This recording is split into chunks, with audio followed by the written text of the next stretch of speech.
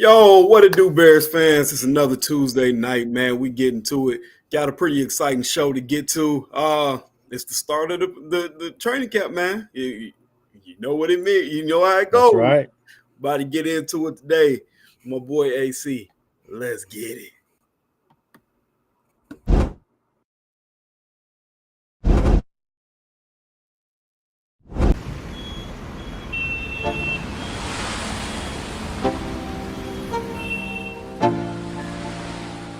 Let's go. Yo. Get up, nah, I ain't a quitter. Toss me the ball, I'm a really big hitter. Big picture, I'm a straight killer. Rising the song to the highest bidder. Got juice, got gas, I'ma move fast. New shoes, new tracks, like who's that? I'm new, come back, better than last. Yeah, it's a new me, never gonna look back. Never gonna look back. Cause damn, I was built to last. You move slow and I move fast. And that's facts.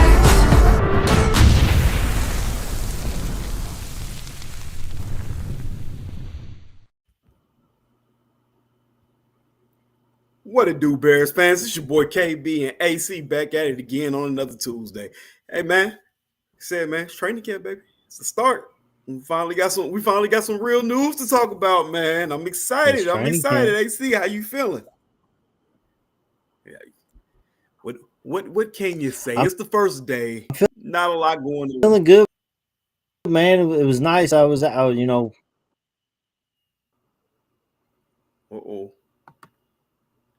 You good, AC? Uh-oh.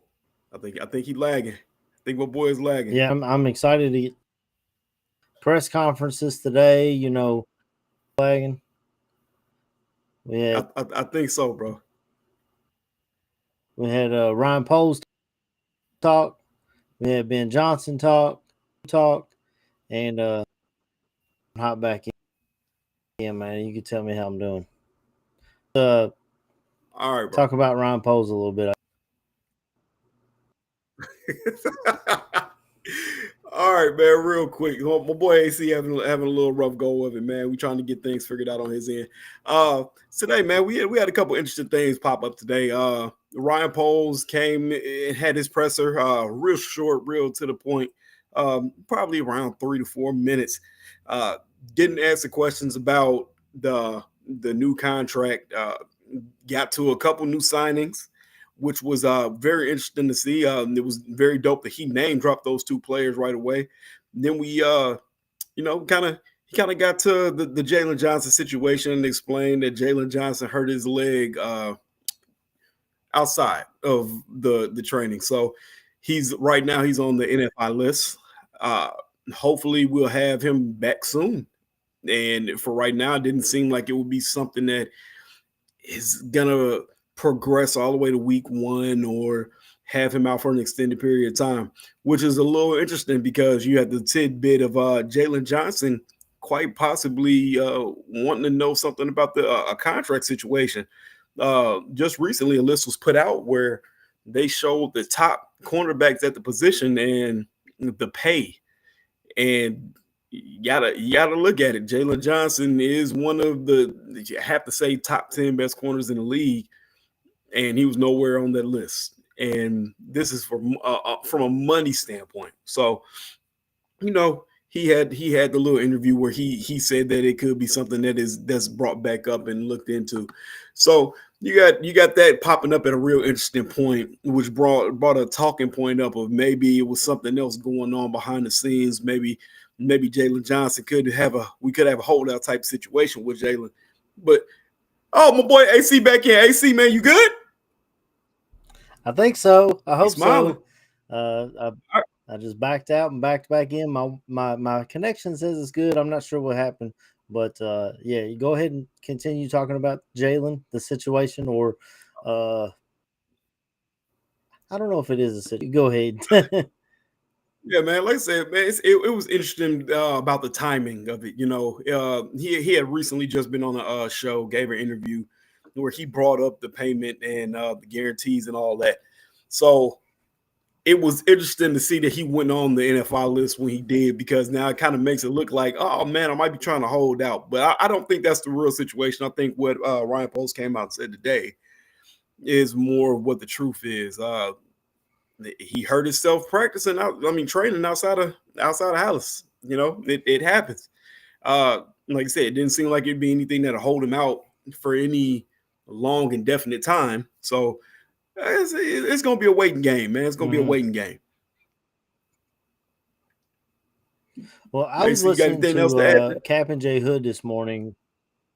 Yeah, okay. I was listening to Cap and J Hood this morning on ESPN 1000. They had Courtney Cronin on, and she actually said the main thing about the NFI list is you can't, like with the pup list, sometimes you can almost pencil whip it and just say, yeah, let this dude sit out for a minute. But with the NFI list, you actually have to have a legitimate injury to list. So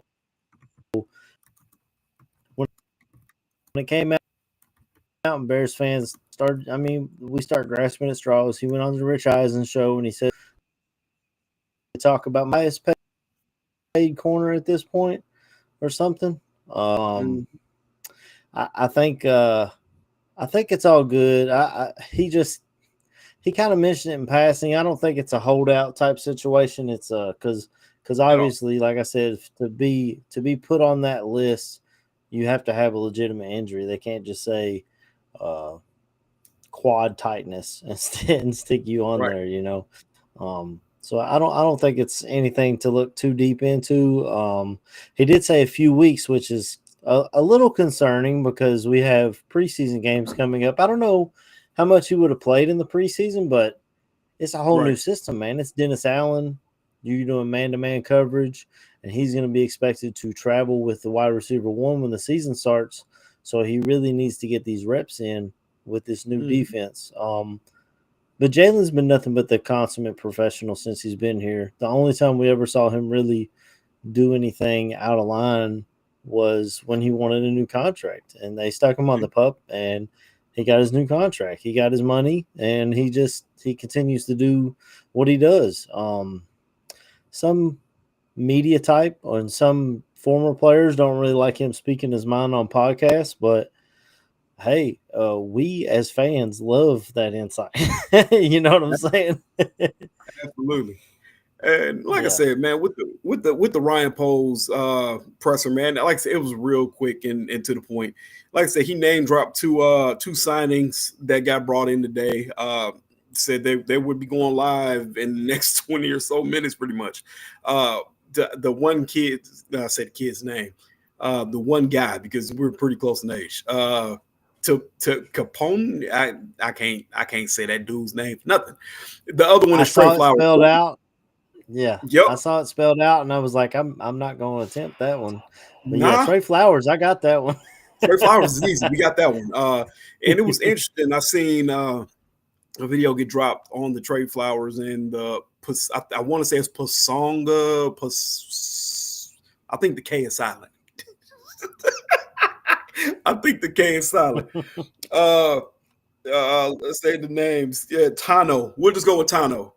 Tanoh apparently has a little bit of history with Ryan Poles and Dennis Allen. I want to say he might have got drafted to the Chiefs or played with the Chiefs at some point, but then got a run in with Dennis Allen and the Saints. So you're bringing in a body who knows the system more than likely, has played under Dennis Allen, so you know what to expect from that. And the guy seems to be a consummate pro. I've seen the numbers, not eye-popping. The best seasons he did seem to come from the Dennis Allen system. But like I said, he's a body for training camp, get somebody else in there. The Trey Flowers one I see, it seems to be a little interesting to me because I was listening to Chicago Sports Now, and the Chicago Bears Now, wherever the podcast is. I'm sorry that I'm missing the name on that. That guy's a consummate pro for what he does. He got on there and he mentioned Trey Flowers in the role of a safety, which it kind of perked my ears up because you looking at the safety situation and we got a lot of 1-year contracts going on right now. Not a whole lot to be desired after this year. So bringing him in, if he is competing over at the safety position, that would be an interesting pickup. And Trey Flowers is a solid size guy. I want to say he's in the 6 foot range, 6'2", 6'3". So I know he seems to be very athletic for what he does. Let me pull up here. 6'3", 198 pounds. So Trey Flowers got some size on him. So I would love to see him back there, maybe roaming the middle of the field, playing a little free in this Dennis Allen system. Hey, brother, so you got anything else on this polls presser? It was I was a little disappointed that he didn't take any questions. He kind of shut down. He said, "Well, it came out that I got my new money as normal." Right. He didn't take any questions. I would have loved to have heard. I don't know if you're keeping up with it. I'm an hour from Cincinnati, so it's almost all I hear about is Trey Hendrickson and the holdout situation. He left camp today and went back to Florida. I would love to hear. And I don't even know if he would say anything. He probably wouldn't have even said anything if they had asked him directly, "Are you looking to add an edge rusher?" But it's getting, man, Trey Hendrickson's a dog, and he's already played for Dennis Allen, and I'd be lying if I didn't say I'd love to add him to this defense. But yeah, that's the only thing that really disappointed me about it was that he didn't take any questions, and I feel like he's almost trying to pass the reign because with Eberflus he was more a mouthpiece than he is now, and I think he's kind of trying to pass those reins off to Ben Johnson, and this is really Ben Johnson's team at this point. He's allowing him to take over and really be the leader. And if you want to roll right into Ben Johnson, the first thing I've got to say is it is such a breath of fresh air when you hear a media member ask a direct question, and Ben Johnson does not sugarcoat it. He does not beat around the bush. He tells you exactly what he's thinking, and it's not like rocket science, and we've said it for years, going back to John Fox, who was the same way. He didn't want to he was acting like he was protecting government secrets when they'd ask him a question. Absolutely. Ben Johnson just tells you, and I love that. He did set some lofty expectations. That's what a lot of people are taking from the press conference. He said he would love to see Caleb Williams throw for 70 or complete 70% of his passes. And that was a big thing a lot of people talked about. He did talk about some homework that Caleb did this offseason, like footwork, and we'll get into it when we talk about Caleb, but there was some other things he had him working on this offseason. It's just I told you via text, and I feel like I get really excited every year, but you know me, I never liked Eberflus. I didn't like it when we hired him. I wanted anybody but him. I was ready to go get Harbaugh last year. And I am so excited. The Bears got the guy I wanted. I wanted Ben Johnson. First time. The Lions. Last year, I remember looking at my wife, watching the Lions, and saying, "I am jealous of what they have there. The team they had built, the chemistry they had in Detroit. I would love to have that here. And I mean, it helps that he's a Cubs fan too, Oh God, I'm just about to get on this. Hold on, real quick, Cheryl, man, don't put that in the chat. Don't do that. Don't put that in there. We don't want to know the score from the White Sox game unless that 4 was coming from the White Sox. Don't put that in the chat no more. We don't want to see it. Well, I gotta say, going into the season, I dabble in betting, and I bet the under. I bet the under on the White Sox wins this year. So, I'm fine with that. Oh my goodness, man, forget the Sox, man. Good God. All right, man, I'm getting off track. I'm sorry. All right, man. Then, you know what I'm saying? Just tell me what you thought of Ben Johnson. I was gonna say, man, just on this Ben Johnson thing. Like you said, man, you get clear answers, and he's real precise with everything he says, and it's actually a breath of fresh air because it's very blunt. Yes. Like I said, I love the comments on Caleb. What is the this and how do you feel? Oh, okay, this is what we have planned. This is what I expect from him. You hear the 4,000-yard passer. He That's something we're working towards to be the first in the franchise. Yeah. So you get the 70% completion. You got the 4,000-yard passer. So you're looking at that, and you expect to have, you know what I'm saying, a semi-decent functioning offense at some point in time. Yeah.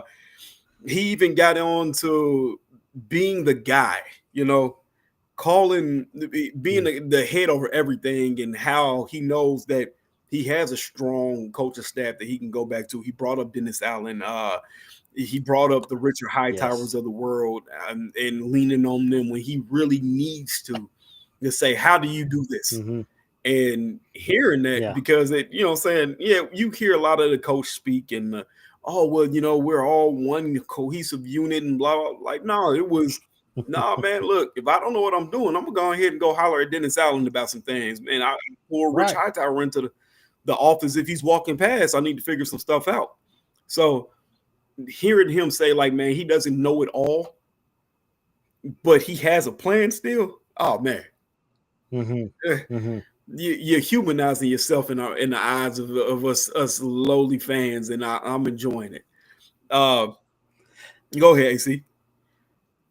Yeah, the whole coaching staff, and I love that you touched on that, because when he was talking about the coaching staff that he purposefully put together, he didn't just say, you and you come with me from Detroit and let's build something in Chicago. He said, let's go outside of my bubble. Let's go get an Eric Bieniemy who's coached under Andy Reid and went to the college system to perfect his craft.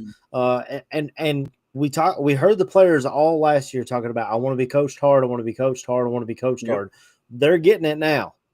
So ask and you shall receive. Absolutely. Because Ben Johnson is in their ass. If they're coming out of the huddle wrong, they're going back to fix it, which is incredible. They said it was a race to get things going. We got 6 weeks to perfect or somewhat perfect this offense and get it running to where it can go. And then it's not a copy and paste offense from Detroit. He's building this together with the tools that he has here. And you mentioned the other coaches that he can lean on, the Dennis Allens, the Eric Bieniemys, the Antoine Randall, who's been a close friend, a mentor, used to play in the league.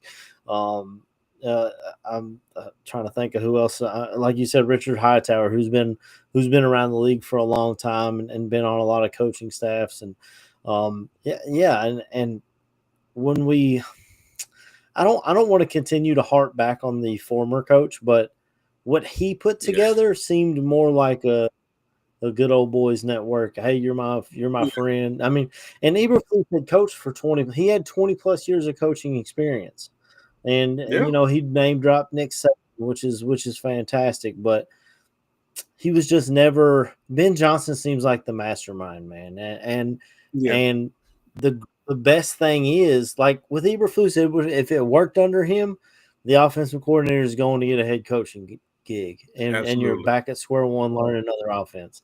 I love that we got Ben Johnson. And anyone who wants to say that it's like Nagy has to remember, Nagy was running Andy Reid's system, whereas Ben Johnson is running his system that he put together in Detroit. Absolutely, Dan Campbell had some say in it because he's the head coach, but this is his system. This is what he put together, and it's a reason why they brought him here. I love when he talks about making the same things look different. Luke Kuechly, I don't know if you heard him on Kay Adams' show a week or so ago. He talked about what he sees on tape as far as, like I said, making the same things look different and making different things look the same. And then every once in a while throwing a trick play here and there just for funsies. Let's not get out of hand like Nagy did, but I absolutely love it. And I love his openness, like I said, to talk to people when they ask him, well, what did you have Caleb working on? Or what are your goals for Caleb? It wasn't just like the goal is to win. Obviously the goal is to win. But exactly. That's always and I looked up the numbers, because we talked about 70% completion percentage. And Caleb talked about wanting to hit 4,000 yards, which I would love for him to hit as well, just to get the monkey off our back. Last year, Caleb threw for 62.5%, completed 62.5% of his passes, and had 3,500 yards. So if he just hits close to the goal of 70%, I feel like the other one's going to fall in line. That's something I wanted to bring up because to me they go hand to hand with each other. You get the 70% completion. To me, you're looking at the fact that you'll be more than likely throwing for 4,000 yards. To me, that's just the way of the world now. Just looking at the offenses. I want to touch on this real quick before I moved off of it with V-Dog saying it, just an extra nugget. Tom Pelissero said a few weeks back Ben didn't want to work with anyone but Poles. They were friends and classmates from Boston College, which I didn't know that they were friends and classmates. So that's an interesting little nugget that I like, which is also interesting because there was a lot of people that thought Ben Johnson didn't want to come here because of Poles. So right. You know what I'm saying? That to me, that is interesting, and it is a nice little thing. If you want the familiarity with somebody, now you two are both in lockstep. Then you can kind of see it now because Poles kind of is very like in that deferral program that he has going on now. Oh yeah, I'm gonna say this, but go ahead and talk to him about it. He got it. I mean, remember the Raiders even went so far as to they had fired the coach and they hadn't fired the GM. And then when they were trying to kind of court Ben Johnson, they said, well, let's fire the GM now and tell him he can bring somebody with. Oh, shout out Muck Muck, the general. Haven't felt this confident in over 30 years. That's big because, I mean, we went to the Super Bowl in 06. That was 20 years ago still, but, that's 30 years. I'm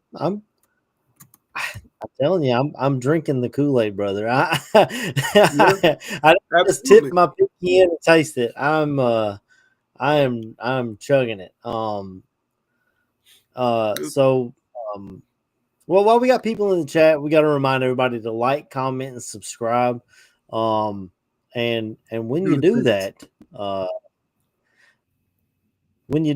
if I can pull it up here, that puts you in for a jersey giveaway here on the channel. We already had one go to James Childress last month, but once a month we give away a free Bears jersey, or I don't know if Trax is allowing for it to be Cubs or Sox or Blackhawks or whomever you choose, but one free jersey from the Chicago Sports Podcast Network, man. You can't beat that. You know, all you got to do is come in and like and comment and subscribe every once in a while, and come into our chat. Our chat's great. We got people in there that'll give you score updates while you're watching us here on YouTube, and puts in.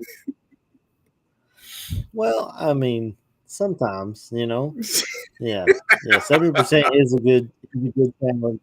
Ron Winarski. They did. I was listening to ESPN 1000 earlier, and they brought up the quarterbacks who had thrown for 70% last year, and the top percentage was Jared Goff, 72 point something percent of his completion percentage. Tua is at like 71, so a lot of accurate quarterbacks and guys that it's all about keeping the offense on track. You know what I'm saying? But I'd like to keep us on track. And before we move off of Ben Johnson here, we got good old Don Bird back in the chat. Boy, you popped out of nowhere again. You finally came back to life, brother. Hey man, cheers to Don Bird in the chat, man. Detroit versus, yeah. Oh man, he spends more time in Bears chat rooms than I do, which is wild. Wow. But I did want to touch on, before we move on from Ben Johnson, he talked about the left tackle position and how it's an open competition. He said he's never seen one like this. You talk about Boston College, you know, the Mountain. I'm loving the left tackle that they drafted out of Boston College in the second round, Trapillo. But he talked about Karan Amagaji as well being in that competition.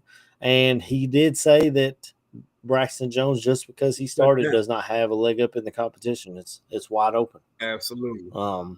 Absolutely. I like that they followed up asking about Darnell Wright. Yes. he's our right tackle. No. I don't. we're not trying to move him. And that Yeah, that to me, that's another thing about Ben Johnson that I'm doing. Because any other time, if we'd have had flus out there, things are ongoing. Everything's fluid. We got to look at the tape.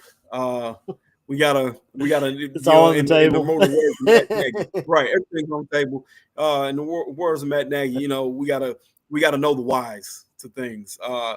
No, man, just be open with us, man. Just say, yo, he's a right tackle. He's not a part of this competition. It's those three doing this. He solidified where he's at. So that was very that was very nice to see. That was very encouraging going forward because it was a whole lot of thoughts that maybe they were going to play musical chairs for a little bit to try to figure things out. So yeah, man. I was very happy with Ben Johnson on that. Go ahead, AC. I mean, if you want to touch on this comment here, he's V-Dog asking our thoughts on Dennis Allen. Specifically, personally, I think our defense will return to that irritating-ass, relentless style we played under Fangio and Chico Ron Rivero back in the day. I love Fangio. I even told, Kentucky's different because we don't have an NFL team, so we have a bunch of different fans of different fan bases. And I told Eagles fans, Fangio's it's the Godfather. No one's better than him. Defensive. Well, I like Dennis Allen a lot too, though. He's up there with him. But yeah, as far as absolutely the irritating ass, relentless style, man-to-man defense, get up and bump and run. And I don't know, maybe I'm just buying into it too much, but I saw a video of Tyreek Stevenson working out this offseason with obviously with Al Harris, and he was working directly with Eddie Jackson like last week or the week before. And he looks so smooth. Now he's a D1 athlete, so I guess I should expect it. But he looks so smooth and focused and ready. And I really think he was one of them that was talking about I need to be coached, getting coached harder. Do you really think they're not going to call a timeout in the situation like we saw in Washington? Or he's going to be focused. I mean, we've seen Antoine Randall ripping into Jameson Williams on the sideline when he's not focused, I agree, V-Dog. It's going to be that relentless defense, the in your face, and hopefully, like I was speaking earlier on their edge rusher, they're putting a lot of emphasis. They brought in Dio Dangbo from Indianapolis, but and Cap said it this morning. David Kaplan said that they're really impressed with Dom Rob. I don't know what Dom Rob does every offseason. I feel like just we buy in every offseason and then he goes out and puts up 2 sacks. If we're lucky, I don't know what I would love to. I'm excited to see the steps that Austin Booker takes because I was excited about him when we drafted him out of Kansas. Absolutely. The highlights I saw of him out of Kansas was fun to watch. But yeah, and another little tidbit is they have Grady Jarrett starting at 3. So Javon Dexter gonna hop outside and play some edge. He's 6'6". I mean, he's got the size to get out there if he's got the get off. That's a big boy. And I he's think it all slimmed down starts up front with that defense. Yeah. That's right. Me personally, man, the thing that I see, and you know what I'm saying, you link to the Fangios of the world. Dennis Allen isn't looking for another head coaching job. And I think that's the most important thing. This isn't like it's going to be a one-off and then he's gone.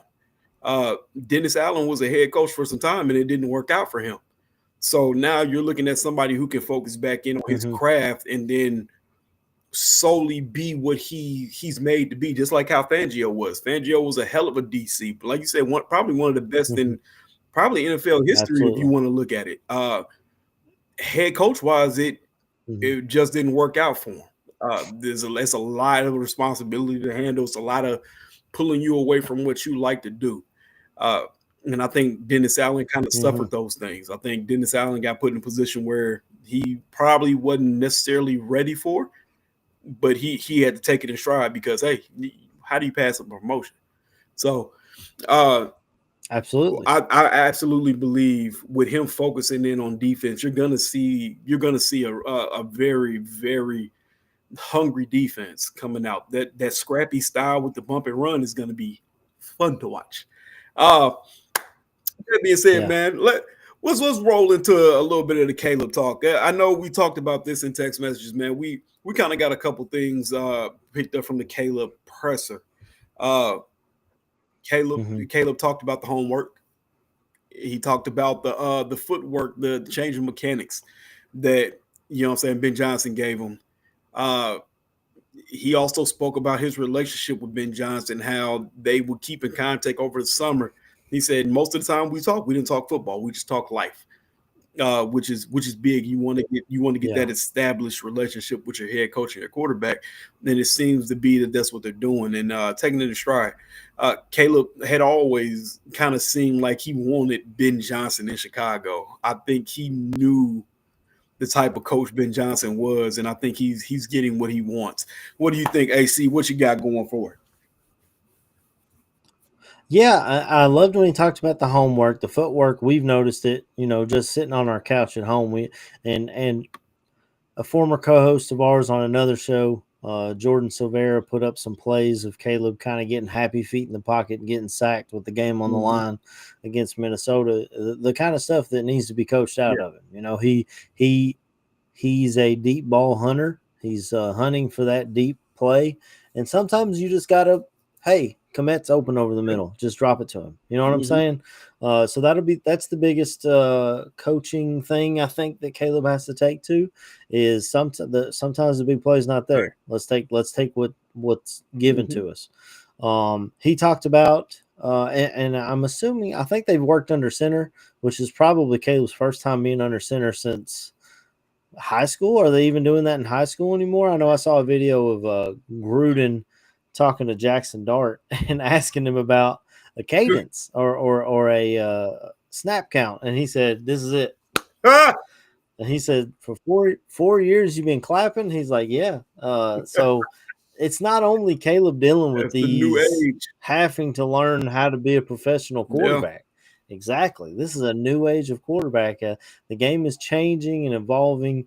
But I love it. He said he was in his car practicing cadence. So I'm just picturing, Caleb's got a nice car. We've seen it, just picturing him going, driving down the street. Rolling past him. What the hell is going on here? We got crazy. It's crazy. But, yeah, so I'm excited for him to get some of that old school coaching, learning cadence, the play action, the under center type stuff that can really help you set your offense up for success. I mean, we were one of the smallest percentage of play action pass teams in the entire NFL last year. And that is such an important play to set up your run game, to set up the seam, opening the seams and making linebackers think. I mean, when you're not doing any motion and you're not doing any play action, your linebacker's not thinking back there. He's just see, pursue, and hit. And that's what they love to do. So you're playing right into their hands. And he talked about wanting to be the 4,000-yard passer. That's a goal of his, which is, I would say it's a lofty goal. But I've got that goal too. You know what I'm saying? There was something that I would be a little remiss to say, missing out on the Ben Johnson presser that ties into what we're bringing up with the whole Caleb thing. It was when Ben Johnson said, we're still trying to find out what our identity is going to be. You know what I'm saying? And just thinking about that. And it's like, okay, so this is where touch back on where it's not just copy and paste. It's not going to be just, we're going to run the Detroit Lions offense and we're going to do all the schemes. Not like, no, man, you got a different skill set here. You got a different type of quarterback than you had over there. You had more of a pocket passer. Now you have somebody who's more of a backfield creator. College football 26 words. So you got those change in styles and those different ideologies that you can now work with. And it's a good thing to see because he's not pigeonholing us into a just as canvas of, oh well, okay, this is what it is and this is what we're gonna do. He's gonna tailor this offense to what we have. Right. And you listen to Caleb speaking, and props to Caleb. It's a long way from how he was last year. You hear the leadership coming out of Caleb. You hear how he talks and how he speaks. You know what I'm saying? Talking about some of the players that, you know what I'm saying, we worked with and some of the people we got in the building. It was the Luther Burdens, him bringing up the Cole Kmets, the Colton Lovelands, and all of that. So you start to hear a little bit more of the leadership coming out of Caleb, and it gets you excited to see what this picture is going to look like when it's starting to be painted. Yeah, I agree. Yeah, I loved hearing him talk today. I was listening to ESPN 1000 on the iHeartRadio app, and they kept saying how late he was. I guess he was like 45 minutes late to the press conference or something. Obviously he's busy, he's doing something, but yeah, it was the Yurko. I don't know how that guy keeps a job, but who knows? But they were talking a little. Yeah, they were talking a little about it. But yeah, I love that he has those goals for himself. All these players have goals for themselves. We talked to your cousin last offseason. He had a sack goal for himself, and a lot of people see him more as a run stuff and nose tackle. Cuz get that pressure on you. Get that pressure on you. Yeah, but I mean, speaking of that defensive line, though, you know, Grady Jarrett talked today as well. I saw some bits and pieces of his. I didn't listen to his all the way through, but I heard bits and pieces of his presser, and he talked about getting your body ready and staying on the grind right now. He about this being the hardest part of the year, or should be the hardest part of the year, because during the season, you know, you play your game, then you have a couple days off to kind of relax and get back and everything. Does JJ have an injury, or is he has a knee injury? He's not holding out, Ron. We touched on that earlier. Courtney Cronin went on ESPN 1000 today and kind of cleared the air about that. The NFI, the non-football injury list, you cannot just, like last year or the year that he was holding out for a new contract, they put him on the PUP. And the PUP is easier to manipulate than the non-football injury list. You can't just throw a player on the non-football injury list unless they actually have an injury. So people worried when he got put on the NFI, and then they went back and listened to him on Rich Eisen, and he talks about, you know, looking at his contract compared to, because as soon as he got paid, they all getting paid, you know, and the next thing you know, he's middle of the pack as far as his pay.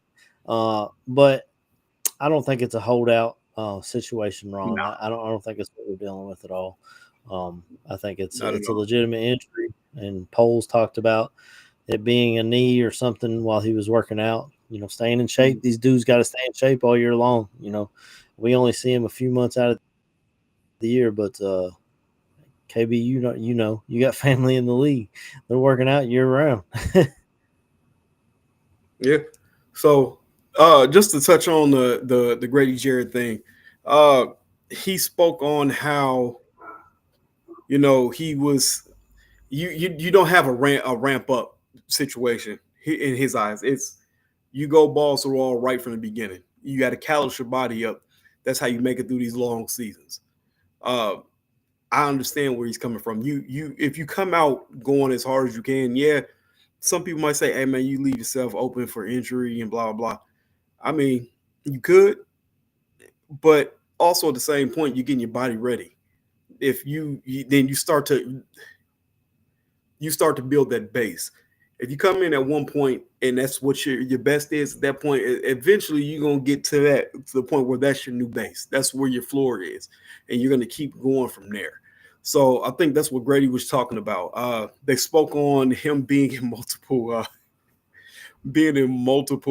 locker rooms, and he was like, "Hey man, I played with the Falcons all my career. I ain't really been in multiple locker rooms." But what she was trying to say is you've been in the league for 10 years. You've been in these locker rooms for 10 years. asking them, you know what I'm saying, about sometimes how they put the placement of lockers. Sometimes you put some of these young cats next to a veteran because you want the veteran to pass off knowledge, or might catch the young cat on the side, like, hey man, let me talk to you about this, or it's some things like that. And he admitted that sometimes that's the long game. That's the playing chess with things, you know, trying to get things understood. For the most part, I mean, it was asking him about the leadership. They asked him if he had a certain quarterback that he wanted to get to. He just said, he just wanted to get after all of them, which is fine with me. You ain't got to have a certain quarterback you want to get after, man. If you just want to win and get out there and get to whoever you can, go do that, man. You ain't gotta prove nothing to us. He did mention something about saying, hey, we ready for the year, man. Everything that we've been talking, we are dead set on and being serious about it. It wasn't just them talking.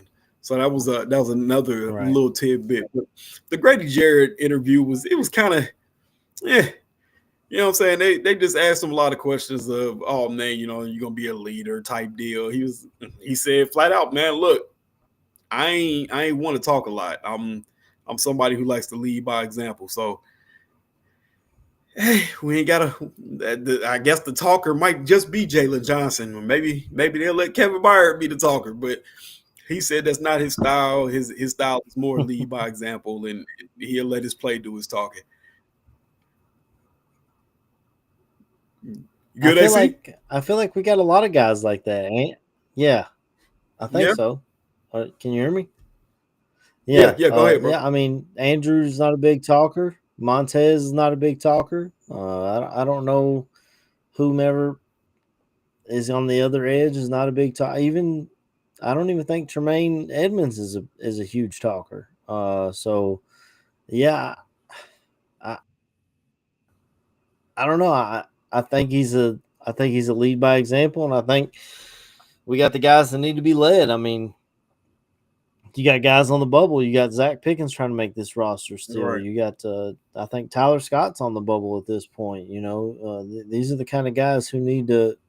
I'm not saying they may or may not have a locker right next to his, but you know, if they're given knowledge, you just want to be around it. You just be a sponge. You know what I'm saying? And even if that's not something you can use here, that's something that you can use going somewhere else, or even if your career takes you to the UFL or anywhere else, you know, or just life in general. You know, these dudes have been around and done a lot and seen a lot and seen all the country. Maybe it's just, I don't know, maybe it's just as easy as giving you traveling tips. You know what I'm saying? Some of these guys, especially if they're straight out of college, well, I guess the Big Ten now is all over the daggone country, but a lot of times you're in a regional area. Stevenson's a great trash talker. I mean, I'm assuming he was talking some trash in Washington that got him bit, but man, just to touch on V-Dog's all in the chat. Yeah, I was gonna say, just to touch on this with V-Dog, I feel like with the pieces that you brought in, with the Toonies and the Dolmans of the world, I think that's going to make for a more cohesive, like, offensive line unit. I feel like a lot of these wide receivers and I say skill position guys in general, I feel like they all keep in touch all through the off season and are going to jockey, you know what I'm saying, try to get each other going. The defensive line, you already heard during the off season how Dexter was getting everybody together just to run drills, which was, you know what I'm saying, a big statement on his part, being the young guy getting these vets in line and getting them ready for the training camp. I don't know, man. I want to say this is going to be a special year.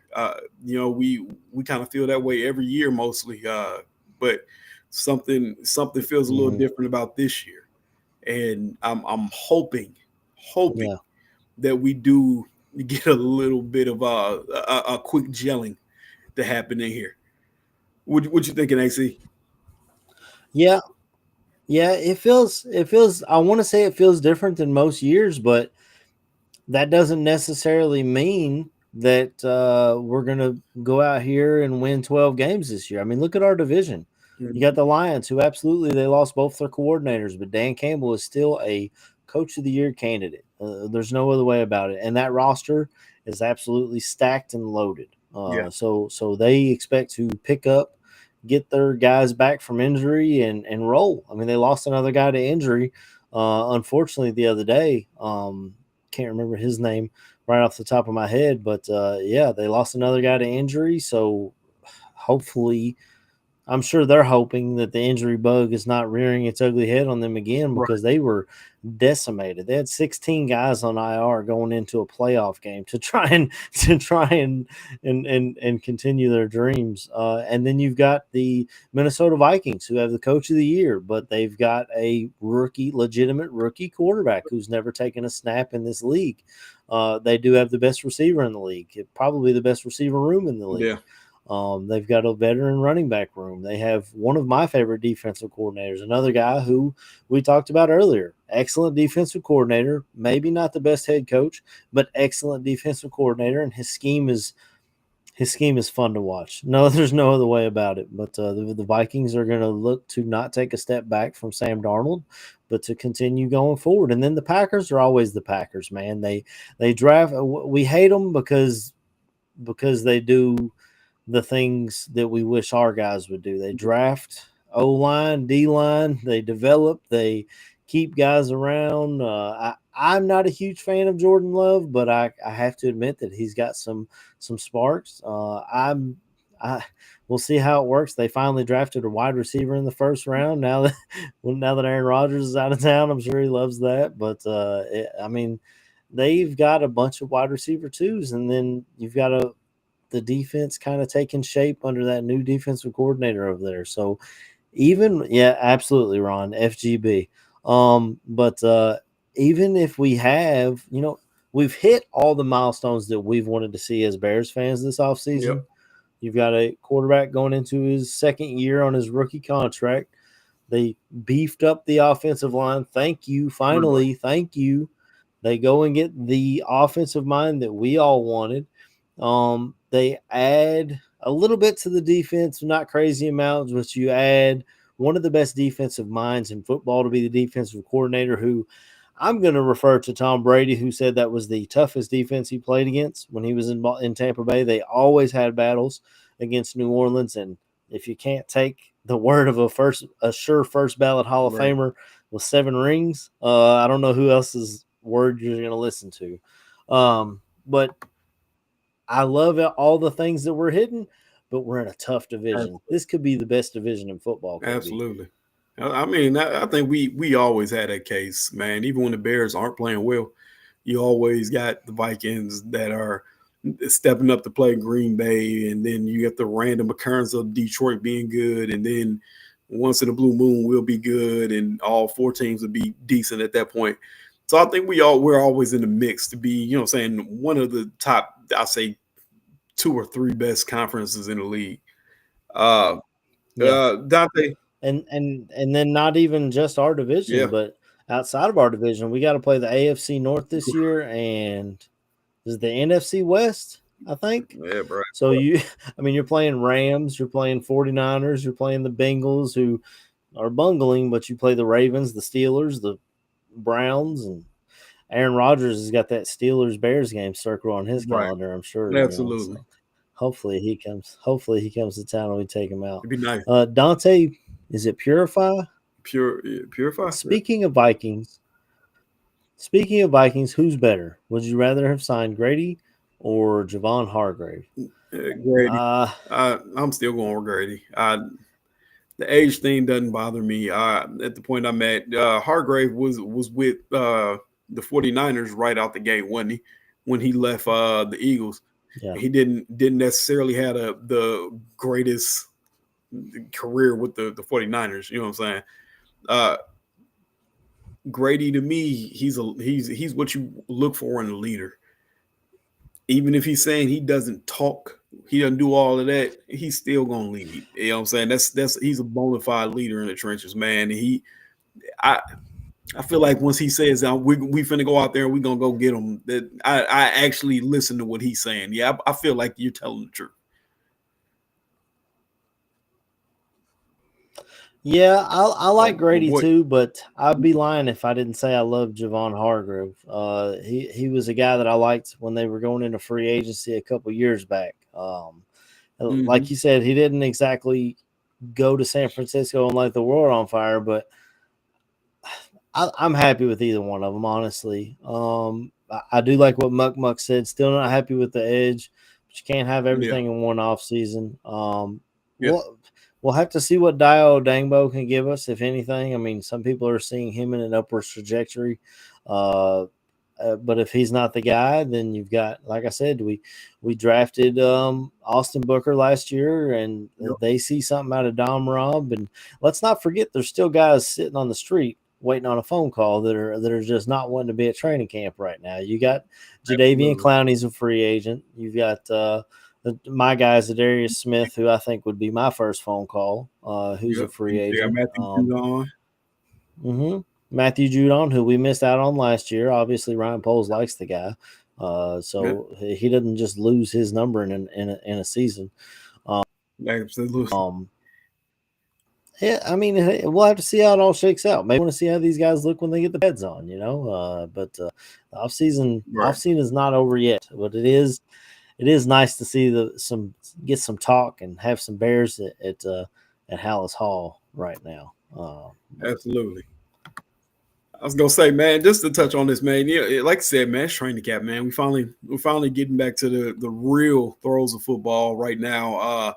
You know what I'm saying? Pretty much in a month, we're gonna start to see some real action going on, and we'll actually get to hear real news about what we're seeing on the field and how the team is actually progressing, which to me is the biggest thing that we can. That's the biggest thing I'm excited for right now. I want to know how the offense is looking against some of these some of these first team defenses. Ben Johnson saying that, hey man, we did a lot of things before just to throw it at the defense and say we tried it. So I wouldn't do certain things against Dennis Allen defense that I did. Hey, he knows. That's all I'm saying. He knows. But to get this thing wrapped up, man. Listen, man, we got 25 people that been rocking with us today, man. We've been on this thing for a little bit, talking about this start of training camp, man. And hey, man, just get excited. Football is back. Football is back. AC, man, what you got? Man, just like you said, football's back. Feels good to say it. We'll have a preseason game starting next week. We got the Hall of Fame. As much as I'm late season, I'm ready for football season, man. You know me. That's my sport. Absolutely. But just shout out to everybody in the chat. Like we said earlier, like, comment, subscribe. Gives you a chance to win a jersey, which would be, I mean, where else can you say, hey, all I did was subscribe to a YouTube and I got a free Bears jersey out of it? You know what I'm saying? Like I said, we had James Childress has already won one. He chose Joe Tooney, who you talk about a guy that I want to see a C on the front of his jersey. Absolutely. Man, we'll get into that. We'll get into that some other time. All right, fans. Like we said, like, subscribe, comment down in the chat, man. Do all that for us, man. Like I said, it's football season, baby. We're back. All right, man. We're going to leave this thing with a good old bear down like we always do. Me and my boy AC getting up out of here. Bear down. Bear down.